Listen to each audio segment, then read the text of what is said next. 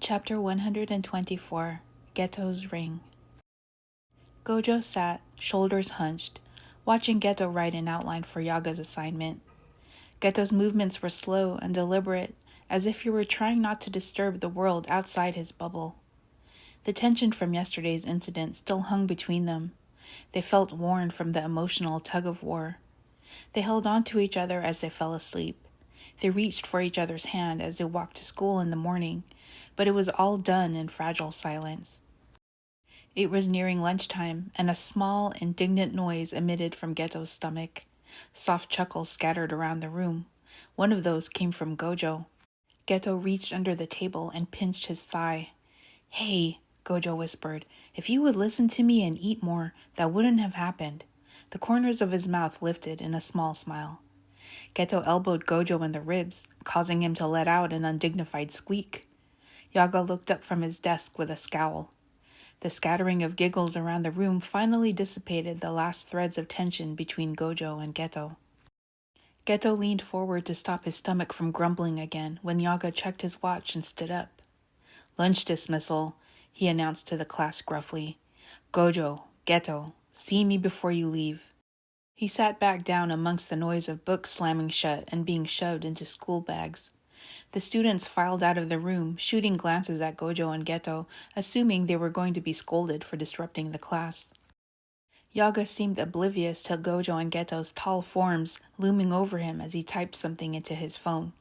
He looked up right before Gojo could vie for his attention. "Geto, the higher-ups called a conference with us for this afternoon, 1600. Meet me outside headquarters." Geto had braced himself for this moment, and now his grumbling stomach was all but forgotten. "Yes, Sensei," he answered. "All they want is to hear you're ready to go back into the field. Let me do the talking." Yaga shot a glance at Gojo. "Yes, Sensei," Geto answered again. "I'll see you in a few hours. Get something to eat." Yaga gathered his things, purposely ignoring the way Gojo placed his hand on the small of Geto's back as they left the room. They stood under the awning of the school entrance and looked at the thin blanket of snow that had settled on the ground while they were in class. "It's a good day for ramen," Gojo remarked.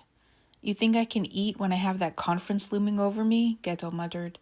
"Your stomach grumbling will be seen as a sign of weakness," Gojo told him, trying to set him at ease. Geto gave him a small smile. He was quiet for a moment. "I'll get ramen if we can stop at the temple afterwards." "I'll only go to the temple if you finish all your food," Gojo teased gently. "I'll do my best," Geto promised. After lunch, they walked slowly to the temple. The thin layer of snow meant the sidewalks could be a hazard, and they stepped carefully to avoid slipping on patches of black ice. There were still a couple of hours to go before they were due to meet Yaga at Jujutsu headquarters. When they reached the temple grounds, Geto stopped. "Aren't you going in?" Gojo asked, gesturing towards the doors of the temple. "I didn't come here to see Saito-sensei," Geto said. "I wanted some quiet time with you. This was the most neutral, peaceful place I could think of." Gojo smiled and stepped carefully across the courtyard, leading the way to their little garden. Geto was close behind, following in his footsteps. The trees and shrubbery surviving the winter made their garden bench feel private and secluded. Geto brushed the layer of snow off the bench with a gloved hand, and Gojo rummaged through his backpack for his gym sweatshirt for them to sit on. He put his arm around Geto. "I've been thinking. The higher-ups would rather have me out there as their weapon than dispose of me. The more of us they can dispatch, the less chance there is they'll have to do it themselves. As long as I'm not raving mad, they'll be happy to send me out there," Geto said. "They're going to play games and give me a hard time. I'm not going to fall for it. They were always going to approve me of going back on missions. This meeting is just for show," Geto told him. Gojo nodded and put his arm down so he could hold Geto's hand. "When I really look at the Jujutsu world, this all looks like one big pointless game. Like, what are we really doing all this for? And why does it have to be us?" Gojo wondered. "Careful, Satoru. Thinking like that was the beginning of the end for me," Geto warned. A chill ran up Gojo's spine. "Fuck, Suguru, do you have to say it like that?" "It's true, though. I let those kinds of thoughts take me down the wrong path and ruin me. Before I knew it, I hated everyone and everything. Geto pulled Gojo's hand closer to him until it rested on his thigh. And now? Gojo asked. I'm still trying to learn what compassion is. Suguru, if you didn't have to be a sorcerer, what would you be? What? What would you want to do with your life? Gojo asked. Geto blinked hard. I don't know. I don't think about any other option because I know what's expected of me. So think about it. What would you want to do? Gojo persisted. Damn, I don't know, Geto repeated. I know what I want, but I don't know what I want to do. Being a sorcerer is my only option. Then what do you want? What do you really want? No limits, Gojo pressed. I don't want much, Geto shifted on the bench. Then tell me. You know what my answer is, Geto said softly. I just want to be with you. If that means consuming curses, then that's what I'll do. I just want to be where you are. Gojo squeezed his hand. And you'd marry me?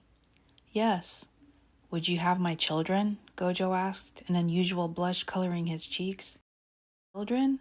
Geto instinctively brought his free hand to his belly and pressed against it. Babies? It wasn't the first time Gojo made this implication. He was talking about adoption, right? Would you be happy if we were married and had a family? I don't want to be exercising curses if we have a family at home to take care of. I wouldn't trust anyone to watch the kids.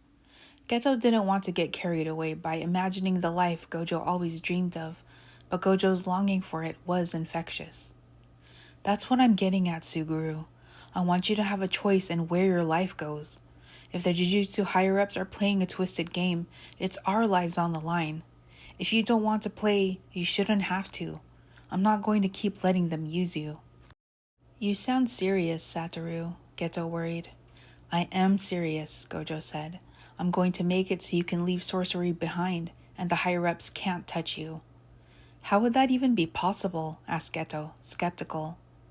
When you marry me, you're marrying into the Gojo clan. There's protection in that, Gojo pointed out. What if your clan doesn't accept me? Suguru, do you know who I am? I'm the only one in centuries born with both the six eyes and limitless. I don't get disowned. I am the clan. Worst case, they'll complain. Best case, they pretend this was their idea all along. They've never told me no, and they're not going to start now. The certainty in Gojo's tone was unmistakable. Besides, when they find out you're a special grade sorcerer, their heads are going to explode. Satoru, you're kind of scaring me, Geto admitted. Is it me scaring you, or the possibility of change that scares you?